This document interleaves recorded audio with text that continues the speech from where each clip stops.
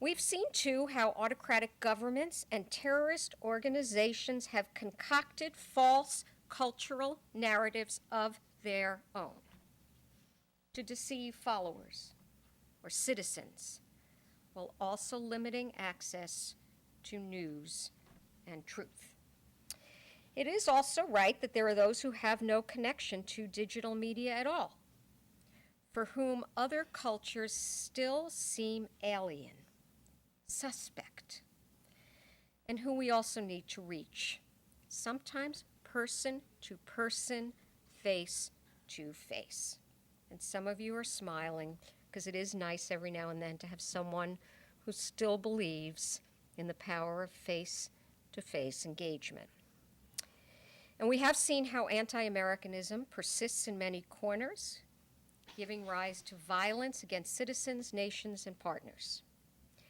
So whether you choose to accept it or not, this country will be part of the global conversation always.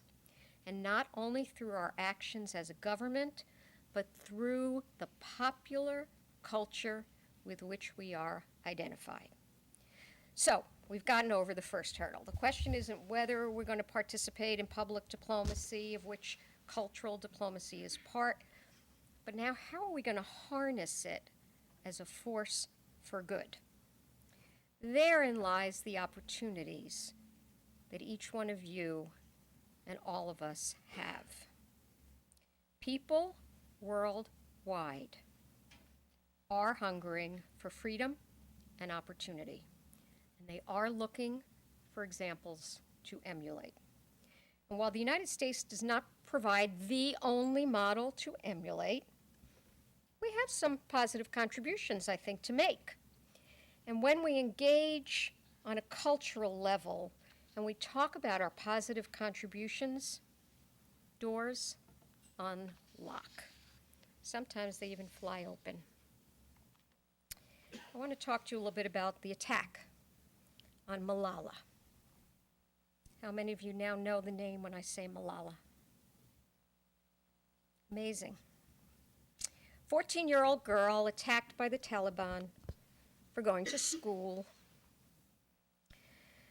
One of our Foreign Service officers was so moved by the story of Malala that she went about composing a song. And she wrote it in Pashto, and it means girl. And it encourages young women through the words of the song to please pursue their dreams. And she put it up on that viral social media. It was so overwhelmingly positive, the response on social media and broadcasting outlets. What chord was she striking?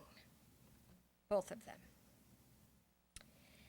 I love what the African playwright Wole Soyinka once said, quote, "What politics demonizes, culture humanizes." Please write it down and use it. What politics demonizes, culture humanizes. With one song, you might just sidestep some politics, conceptualize and contextualize values and policies in a human way. What we all know is what happens when you humanize relationships. Suddenly there's this mutual understanding thing that happens. You start reaping benefits. Suddenly there's this learning and shared information across cultures. It develops relationships, contacts, careers, trade, investment, business deals, peace treaties, virtual exchanges, cross-cultural marriages. A lot happens. Cultural diplomacy is an essential component of our international leadership because we are sharing America's story in different ways. So what do we at this State Department do?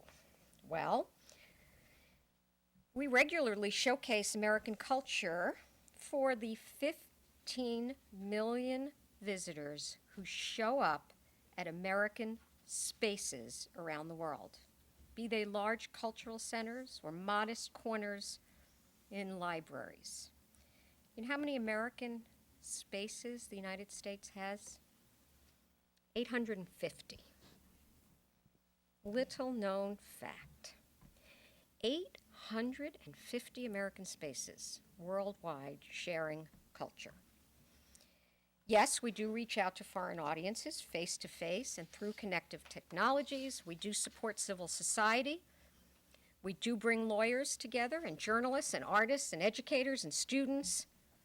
And we do build networks. But here's the admission. I concede that we as a government cannot do it alone. Our funding for cultural diplomacy is just not what it is everywhere. We don't have a ministry of culture. We don't have a ministry of sports. We don't have a ministry of youth. We rely on appropriated funds and increasingly with partnerships to advance our goals. It means we work with corporations, NGOs, foundations, university, artists, and others. We have a bureau of ECA, but we don't solely dedicate a whole ministry to one avenue of cultural activity. So we have lots of programs, and they need lots of support. Fulbright. How many of you know of the Fulbright program? You know what? That hand goes up like that everywhere I go. You say Fulbright, and people say, oh, my father in 1963, or my friend in 1993. It's so well known. But you know it's one of 140 exchange programs we run. We have foreign teachers, foreign students, artists, universities, connecting, engaging, and more virtually. So now we have to think about all those young people coming behind you to the future conferences. What is going to be their window onto the world? Will it be a youth tech camp, which we do to empower young people? Or will it be the program that we're going to set up in memory of the late Ambassador J. Christopher Stevens? We're going to set up a youth network for Chris to do what he would have liked to see. Specialized trainings in digital dialogue and online media sharing, discussions on global issues, and community building in the United States, the Middle East, and North Africa. We will also continue to pay attention to our women and girls, to half the sky. Our Tech Women program, for example, bringing Saudi women to Silicon Valley to learn how to start a business, allowing women to participate in global economics, take lessons home, build business models. And yes, we're going to keep going on jazz players and athletes. Pulitzer Prize-winning playwright Lynn Notage traveled to Chad for the State Department to just see how theater could be one tool for building cultural awareness, and discovered that even issues like sexual and gender-based violence can be approached through cultural diplomacy. And that even a woman's soccer star, Sari Rachel Rose, could lead soccer camps in Saudi Arabia, Israel, and Egypt. Here's what happens. A young girl sees a famous woman star, juggling a ball, talking about empowerment, seeing the benefits of Title IX. Something clicks. That could be me doing something positive. I want to, in light of your special board member, tell you about a monument in Afghanistan. It's a massive building called the Citadel in Herat. I'm told it goes back as far as the 4th century, the time of Alexander. And we helped restore a 4th century citadel. You know what the benefits were? And I'm not going to talk about emotional, cultural, spiritual. I'm going to give you some real benefits. How about generating 70,000 full days of work on the restoration project? Enough to employ 50 people for 5 years. How about building a vibrant tourist attraction that bolsters a local economy? And then you can add connecting or reconnecting Afghans to their shared history. We can travel from Afghanistan to Timor-Leste, where we restored sacred houses destroyed during the Indonesian occupation. Because you know what that does? It signals support and respect for a nation's culture. It's a force multiplier, enhances relationship, builds understanding, advances prosperity, and strengthens our national security. Whether it's a painting, a relic, a church, it's about the human aspirations they represent to individuals. I would like to conclude, as I began, with a story. Bernadette Williams was a dynamic and engaging professional who came to the United States shortly after the devastating earthquake that struck Haiti. We are in the month of January, and this is the anniversary, in a negative sense, of the earthquake in Haiti. When Bernadette Williams was asked to come after the earthquake, we were not sure if she'd be able to participate in the exchange programs because, you see, we had trouble reaching Bernadette. Our embassy was trying. There was a lot of rubble. We found her. She came, more determined than any single one of us can imagine. Determined to make the journey to the United States. Why so eager to come in the wake of that disaster? Why so passionate about getting here? Because the arts organization she represented, the Holy Trinity Music School and Orchestra, had been destroyed. She moved everyone she came into contact with, not just by her spirit, but because of her commitment to her profession and to Haiti. She said the following, and I quote, "I never gave much importance to my dreams, but now, because of my experience in the United States and at the Cleveland Institute of Music, I now know dreams are possible. Before the program, I didn't think that Haiti really had much to share. But because of that program, I realized that I have an infinite amount to share, and that even in a poor country like Haiti, music is wealth. So," she said, "I look forward to creating an exchange program with my school in Haiti and the Cleveland Institute of Music." Bernadette knew what all of you know. Culture represents the definitional and sacred hallmarks of a people. It reaches deeply, as deeply into a nation's past as it frames and defines its present and future.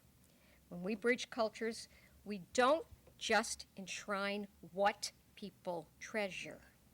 We build richer, more diverse, mutually trusting partnerships for the future. And that, my friends, is what makes cultural diplomacy an essential tool for the 21st century. Thank you for your rapt attention, and I will take your questions. Thank you very much, Undersecretary Sonenshine, for, I think, a very thought-provoking presentation.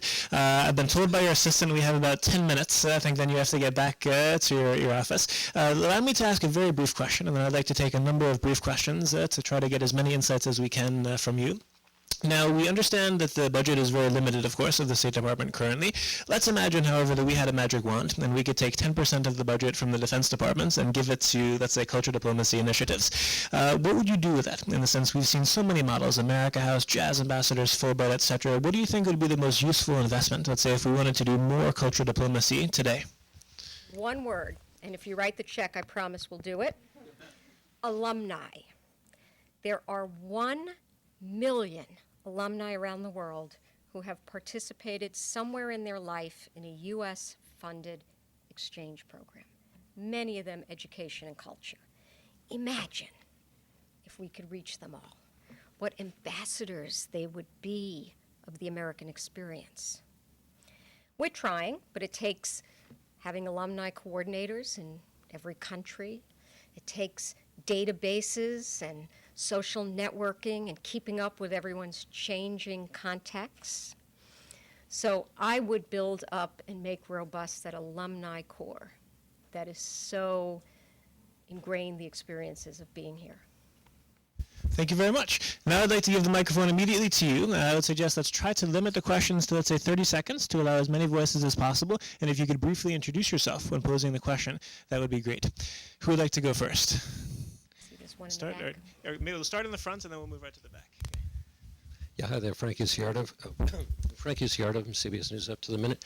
It's kind of a dual question. First of all, some countries and some cultures see cultural diplomacy as an invasion or a threat to their political structure.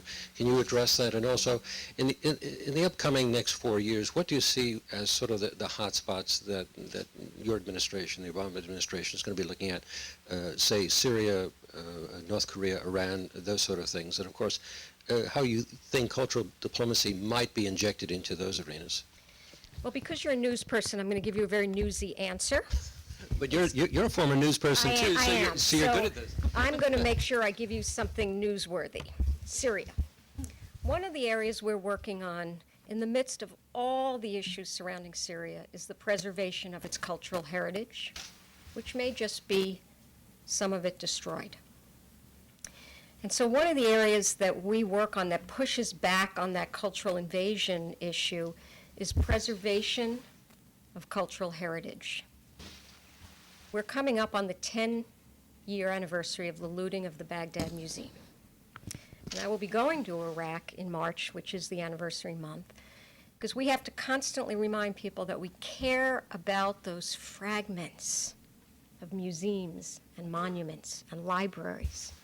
They're all important to somebody's identity. And we have a responsibility to preserve and protect those memories and the ongoing life of those artifacts. Okay, now we'll go to the back and then I think back to the front. Good afternoon. My name is Ari Fodman. I'm a psych student at American University. I have a highly speculative question for you. Considering talking about the age of information. In the future, do you think that with increased communication, education, community building and so forth via the internet, do you think that we may at all face a decreased, generally speaking, decreased cultures, sort of lack of identity compass, enemy, or a schizophrenic identity crises and so forth? Really good question. I'm going to give you a provocative answer. How we view the role of online media, virtual, on our culture is a little bit about how elitist we want to be about culture. I'm just going to be very honest. I see a lot of head shaking. It's hard to wrap your mind around a Smithsonian exhibit online. But you know what? If you open your mind to the possibilities of communicating, even something we think you have to stand in front of, But if you can suddenly give that something accessible, reach, I think we're going to have to grapple as cultural diplomats a little with wrapping our head around these very physical, tangible pieces of culture we just can't really associate with a computer. It's hard, but it's part of the reality of the world we're living in. And as we kind of embrace that, I think we won't lose that sense still of respect when you stand in front of something, when you can touch it, but also when you can download information about it or share it with someone. The sharing part is the part that I think this technology enables us to do.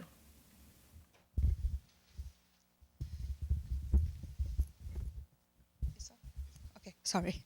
My name is Meryl Duran. I am the managing director for IRCNL. We co-host the conference. I would like to thank you for your really great presentation, and especially for the program of Malala, because it's very important. It was launched last month in UNESCO in Paris, and IRCNL is also involved on this program with UNESCO. And also the United Nations Special Envoy, Mr. Gordon Brown, was there for this event. And Hillary Clinton also participated via conference. And we would like to know for this program especially, what will be the concrete and tangible project and participation of USA on this program, especially if, Pakistan's presidents gave $10 million for that. I mean, it's important amount, but not enough, because it's for the girls' education in the world, and it's, when we consider the program, it's really peanuts. What do you think about that? Thank you very much. I think, and I hope, and I wish I had been in Paris. I had been invited to go, but couldn't be there for that event for Malala.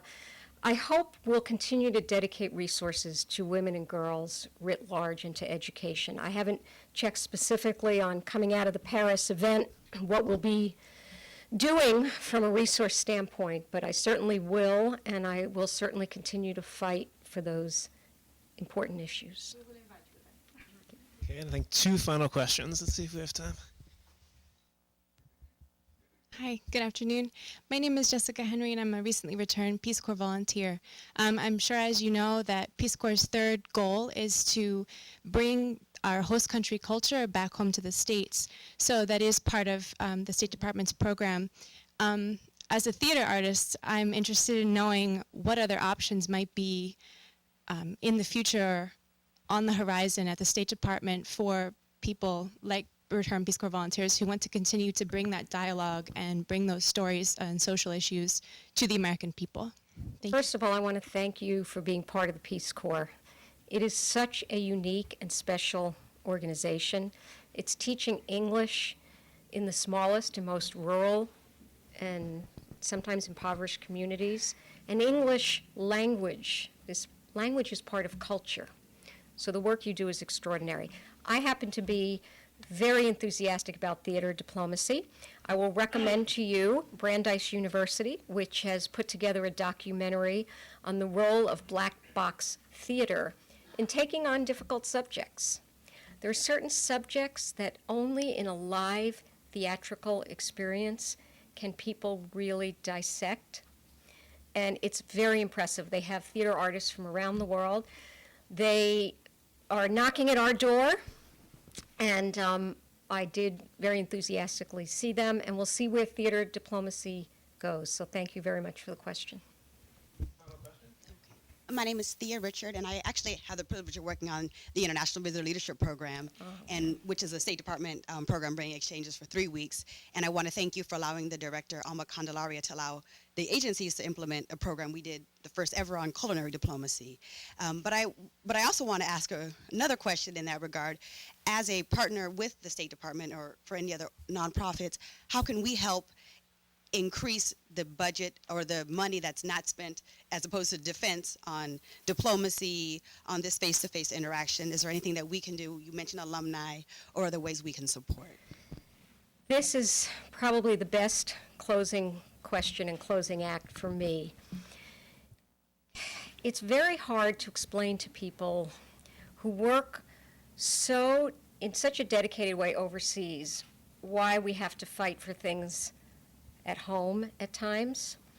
We have to build a stronger, more robust domestic constituency for our international engagement, inclusive of cultural diplomacy and cuisine diplomacy and sports and film and some of the traditionally not so soft forms of diplomacy, like countering violent extremism online.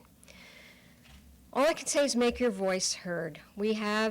It's the old-fashioned. There are representatives who we send to the Hill to fight for our budgets, write op-eds, talk about the importance of your experiences overseas, make the case wherever you go that this is important not only for the overseas community, but for our own strength and our own national security. And keep coming to conferences. I know sometimes we all think we've talked these issues to death, but we're just getting started for 2013. So thank you to the Institute, and thank you to all of you for the work you do on this important subject. Thanks.